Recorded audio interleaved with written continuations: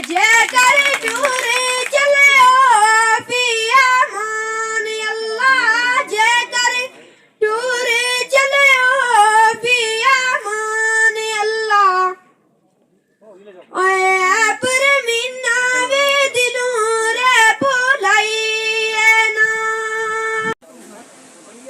क्या हाल है बेटा?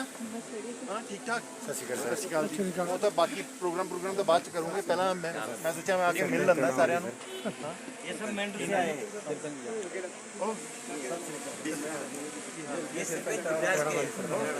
कराना वाली ने ये तो मैं जानता है, तो छोटी सी देखी हुई है मैं। की हाल है जनाब?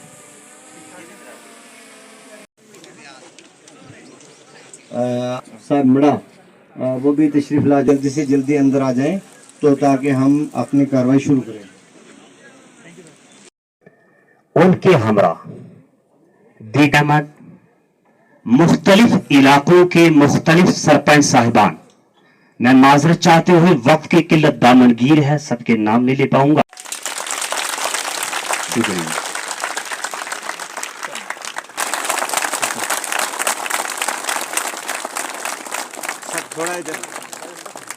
बहुत शुक्रिया सर। इनका वालिहाना इस्तेकबाल करता हूँ।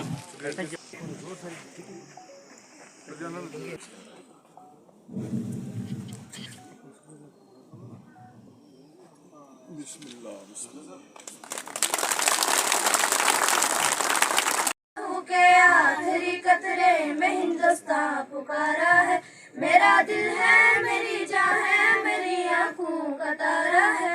ये हिंदुस्तान ये हिंदुस्तान ये हिंदुस्तान हमारा है, ये हिंदुस्तान ये हिंदुस्तान ये हिंदुस्तान हमारा है। हमारे मुल्क में वांगते अल्फ जोर वांगते है वगी नदी दे पवी शंकार सुने आवगी है नदी दे पवी शंकार सुने आवे। मस्त बेखुद हो न हो तो क्या करे, तो देख ले कहता फिरे कुर्बान प्यारे मोहम्मद गिर रहा हूँ मुझे भी संभालो, तेरे कुर्बान प्यारे मोहम्मद गिर पर जन्म लेने का अधिकार मिलता है। सुप्रभात आदरणीय डिप्टी कमिश्नर ऑफ पुलिस महोदय यासीन चौधरी महोदय, SSP Poonch, ex MLA Chaudhary Akram साहब और सभी मुख्य अतिथि जो यहाँ इस अवसर पर विराजे हैं, आप सबका हार्दिक स्वागत है।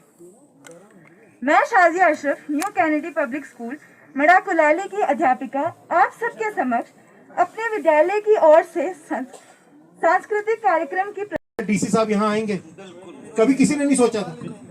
सवाल ही नहीं उठता था कि सरकारी नुमाइंदा कोई इस जगह पे आ जाए, हिम्मत नहीं होती थी। एक्स एमएलए सुरनकोट चौधरी अकरम साहब, बीडीसी नजीर साहब, ताहिर साहब और बाकी सरपंच साहिबा, हमारे सारे जो हिलकाका की आवाम के प्यारे लोग और प्यारे बच्चे जो आज आप हम इस प्रोग्राम में जुड़े हैं, आप सबको मेरा बहुत बहुत सलाम और आदाब। मुझे बहुत खुशी है कि आज मैं इस प्रोग्राम में आ पाया। मुझे इधर पुंछ में आज डिप्टी कमिश्नर 1 महीना भी नहीं हुआ, पर जब मुझे इस प्रोग्राम के बताया गया और हिलकाका की उस तारीखी जंग के बारे में बताया हुआ, तो मुझे यकीन नहीं हुआ कि ऐसी भी कोई इतना लाजवाब वाक़या हुआ है हमारी इस ज़मीन पे। और मेरा खुद मन किया कि मैं इधर चल के आऊँ और आप सबके बीच बैठूँ। ये मैं समझता हूँ पूरे हिंदुस्तान मुल्क, क्या जम्मू कश्मीर तो सही पर पूरे हिंदुस्तान मुल्क में एक मिसाल होगी कि अवाम ने खुद आगे आके फ़ौज के ताउन से हथियार उठाया, शमशीर उठाई और दहशतगर्दी का खात्मा किया। ये कहीं और ऐसी कहानी मैंने नहीं सुनी। इन 44 शहीदों की जो शहीदी है ये मेरे मुताबिक कभी भी ज़ाया नहीं जाएगी और ना ही कहीं भूली जाएगी, चाहे वो फौज के रिकॉर्ड में हो या इंतज़ामिया के रिकॉर्ड में। और कुछ भाइयों ने यहाँ पे एक रिक्वेस्ट की कि इधर शहीदी का दर्जा दिया जाए। मैं ब्रिगेडियर साहब से वही डिस्कस कर रहा था कि उस दर्जे का क्या मायने हैं। और मैं बतौर एज डिप्टी कमिश्नर जितना मैंने अभी तक सुना उस वाक़े के बारे में, बिल्कुल इस डिमांड को सपोर्ट करता हूँ कि वो दर्जा वाकई में मिलना चाहिए। अगर Brigadier sir, if there are any such benefits which are accrued to civilian martyrs on behalf of the Indian Army, then they must be extended to the families and the next of kin of those 44 martyrs. ये उस दौर के क्या सब खौफनाक तजुर्बे आप सबने देखे हैं और याद रखे हैं। इस चीज़ को हम भी समझते हैं कि ये आसान नहीं था उस वक़्त जीना चलना और मुल्क का और फौज का और इंतज़ामिया का ताउन रखना, पर आपने उस वक़्त भी लगाए रखा और ऊपर रखा और आज भी लगाए रखेंगे, ये मुझे पूरा यकीन है। हिल काका का नाम हिंदुस्तान की तारीख में, हिंदुस्तान फौज की तारीख में एक जैसे कहते हैं गोल्डन वर्ड्स में लिखा गया है और आगे भी रहेगा। कुछ भाइयों ने यहाँ जिक्र किया कि इतनी सब शहीदी के बाद, कुर्बानी के बाद भी ये इलाका पिछड़ा हुआ है, इधर काफ़ी चीज़ें नहीं बन पाई। मैं समझ सकता हूँ कि हाँ, इस इलाके की पसमानदगी के क्या वजूहात रहे होंगे। दूर भी है, पहाड़ी भी है और काफ़ी मुश्किलात भी है, लिमिटेड रिसोर्सेज भी हैं आपके। और ऐसा नहीं है कि इंतज़ामिया ने यहाँ कोई तवज्जो नहीं दी होगी। मेरे से पहले पुंछ में 47 डिप्टी कमिश्नर रहे हैं, उन्होंने कुछ ना कुछ ज़रूर किया ही है हिल काका में। हमारे जो MLA साहिबान यहाँ रहे हैं और भी यहाँ से जो लीडर हुक्मरान निकले हैं, उन्होंने ज़रूर किया होगा कुछ ना कुछ। हाँ, चीज़ें मेंटेन नहीं हो पाती, कहीं ना कहीं खस्ता हो जाती हैं, ढीली पड़ जाती हैं और उस वजह से आपको तकलीफ़ उठानी पड़ती है। आपके हेल्थ सेंटर की हालत ख़राब है, मैं मानता हूँ। आपके स्कूल में टीचर नहीं है, ये भी मैं मानता हूँ। आपका पंचायत घर ख़राब है, ये भी मैं मानता हूँ। रोड की हालत भी खस्ता है, ये भी मैं मानता हूँ।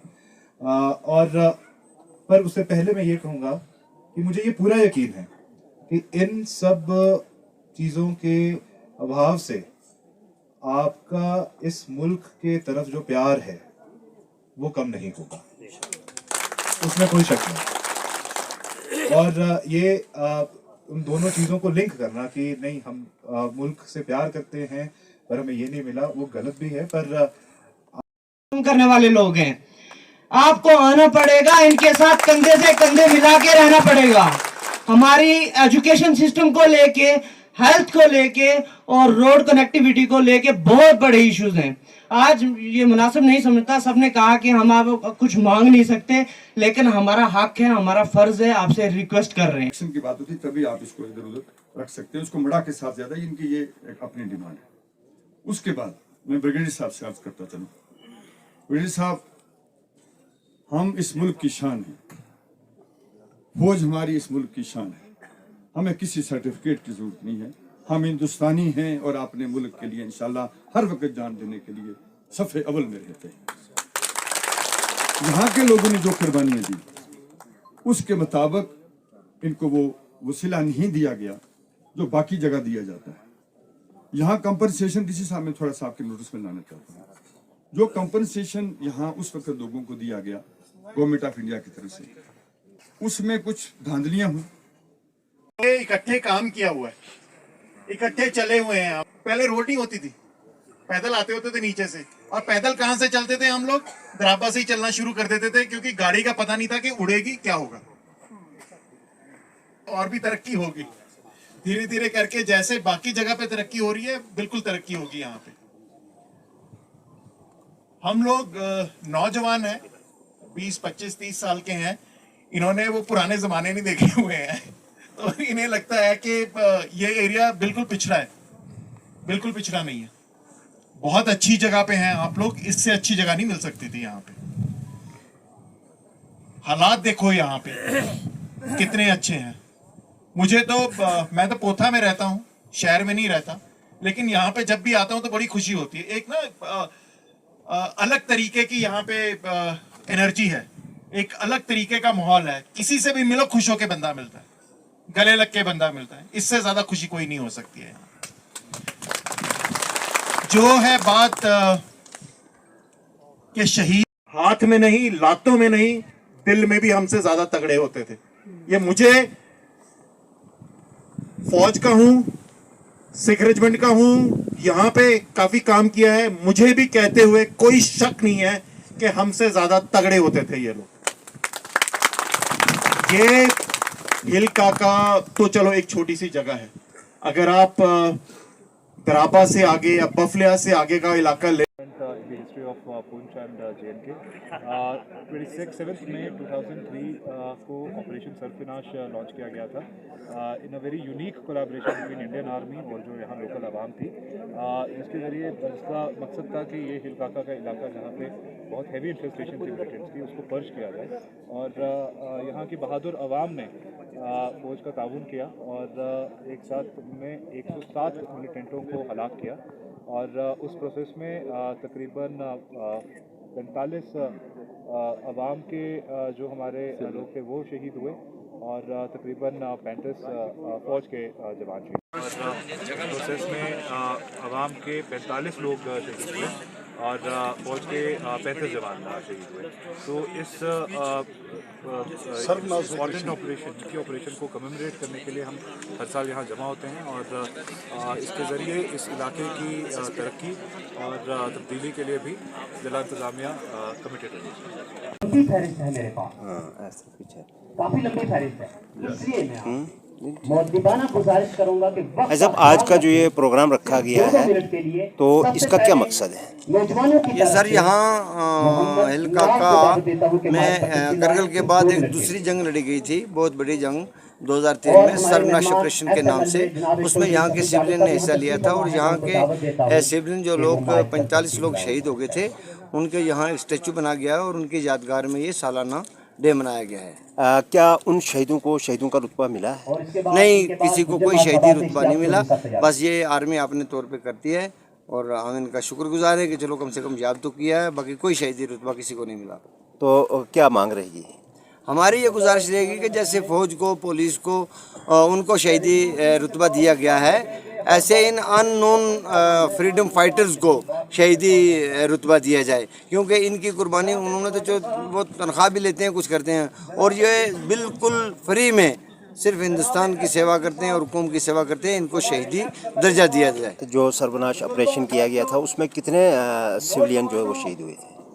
सर्वनाश ऑपरेशन के दौरान कम हुए थे, लेकिन इस एरिया में कम पेश आगे पीछे 45 लोग यहाँ के सिविलियन जो शहीद हुए हैं। उसमें फौज के जवान भी शहीद हुए? हाँ, फौज के जवान उससे पहले 27 RR के सितंबर 2014 को एक ही दिन 15 आदमियों की पार्टी थी, एक ही जिंदा बचा था, 14 आदमियों को दोचंगा में शहीद कर दिया था। फौज के 14 आदमी एक दिन मार दिए थे। तो इस दौरान कितने मिलिटेंट हलाक किए गए? 83 मिलिटेंट दौरान 2003 में हमने ये पहले स्टार्ट किया था जनवरी 2003 से हमने ये स्टार्ट किया था ओपी सरफराज ऑपरेशन, जैसे कि ताहिर फजल चौधरी साहब, हाजी कासम मरहूम साहब और मौलाना गुलाम हसन साहब जो मेरे अंकल हैं और चौधरी हाजी असलम साहब जो हमारे यहाँ के सरपंच हैं, ये हमने यहाँ से स्टार्ट किया था कि हमारे साथ बहुत बड़ी नाइंसाफ़ी हो रही है।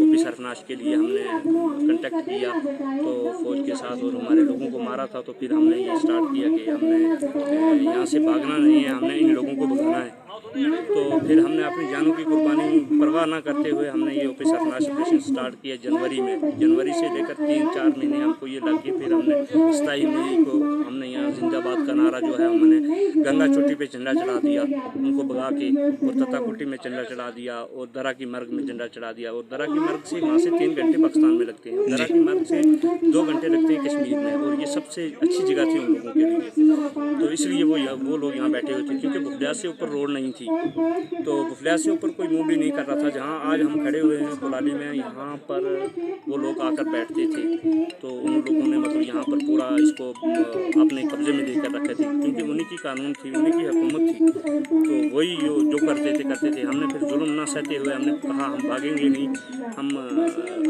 लोगों की तरह भागेंगे नहीं, हम यहाँ पर काम करेंगे। फिर हमने फौज के साथ कंधे से कंधा मिलाकर ऑपरेशन सरफराज को अंजाम दिया और सब कहानी आज आप लोगों के सामने है मीडिया वालों की। 53 जवान आदमी शहीद हुए थे जो इसमें लिस्ट में लगे हुए हैं, ये देखो आप, तो इसमें कम लिखे गए हैं और फौज के 80 से ऊपर हैं और मिलिटेंट तो 80 एक जगह 3 जगह में 80 मारे थे, बाकी बहुत मतलब उनके तकरीबन कम से कम 180 के आसपास मारे थे जी और बाकी भाग गए थे। तो आपका ये मड़ा हिलका का डे जो है ये हर साल मनाया जाए क्योंकि आज़ादी का दिन है। अगर 26 जनवरी मनाई जाती है तो वो एक हुकूमत की सतह पर मनाई जाती है जी। तो हमने तो एक गांव को एक डिस्ट्रिक्ट को एक डिस्ट्रिक्ट क्या यहाँ से डोडा पदरवा भी यहाँ से मतलब नज़दीक ही पड़ता है, रजौरी पड़ती है, रजौरी से तो सीधा ये आगे, तो ये पूरा मतलब पुंछ रजौरी को हमने आज़ाद करवाया है। तो ये 2 डिस्ट्रिक्टों को आज़ाद करवाया, डोडा से भी ख़त्म होगी मिलिटेंसी क्योंकि ये रूट बनता था उन लोगों का। तो इसलिए हम कहते हैं गवर्नमेंट से एलजी इंतजामिया से कि हमारा ये हर साल ये डे मनाया जाए और इसको एक मतलब राष्ट्रीय दिन मनाया जाए।